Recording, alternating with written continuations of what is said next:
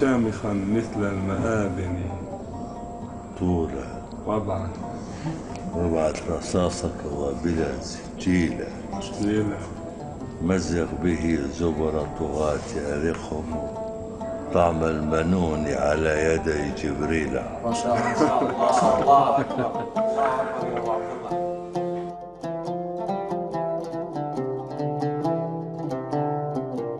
ها هم على باب الفلوجة جمعوا فأحل جموع المجرمين فلولا.